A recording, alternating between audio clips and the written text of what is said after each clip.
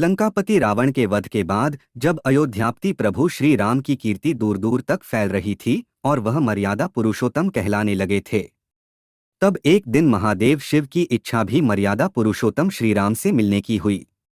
पार्वती जी को संग लेकर महादेव कैलाश पर्वत से उतरकर अयोध्या नगरी के रास्ते पर चल पड़े। भगवान शिव और मां पार्वती को अयोध्या आया देखकर श्री सीताराम जी बहुत खुश हुए। माता जानकी ने उनका उचित आदर सत्कार किया और स्वयं भोजन बनाने के लिए रसोई में चली गई। इस बीच भगवान शिव ने श्री राम जी से पूछा, आपके सेवक हनुमान जी दिखाई नहीं पड़ रहे हैं।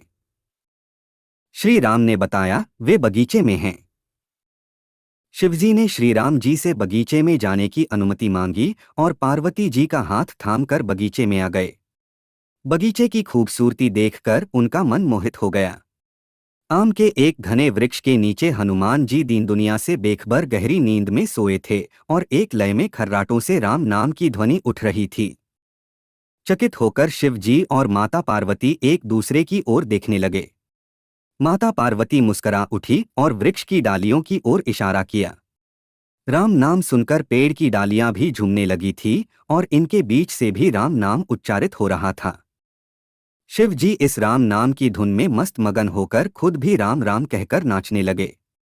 माता पार्वती जी ने भी अपने पति का अनुसरण किया और अपने कोमल पांव थिरकाने लगी।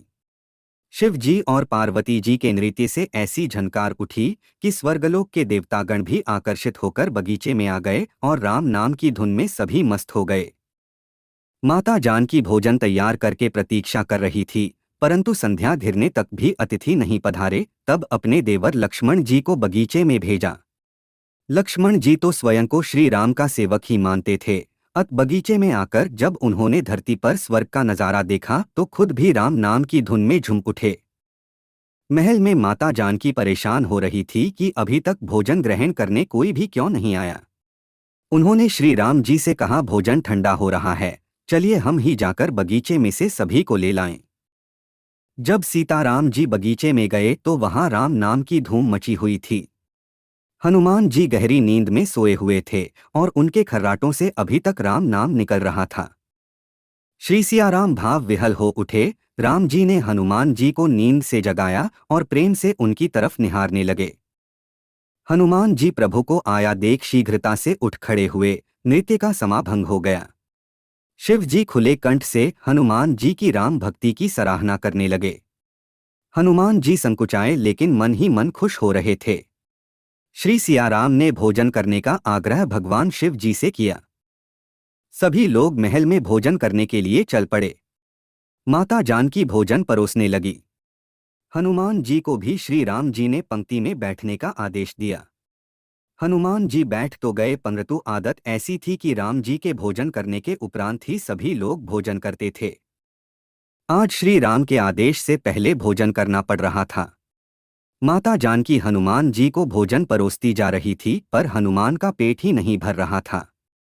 सीता जी कुछ समय तक तो उन्हें भोजन परोसती रही, फिर समझ गई इस तरह से तो हनुमान जी का पेट नहीं भरेगा। उन्होंने तुलसी के एक पत्ते पर राम नाम लिखा और भोजन के साथ हनुमान जी को परोस दिया।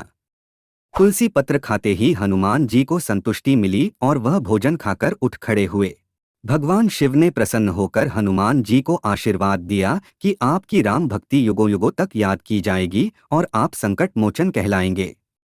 संकट हरै मिटै सब पीरा, जो सुमिरै हनुमत बलबीरा।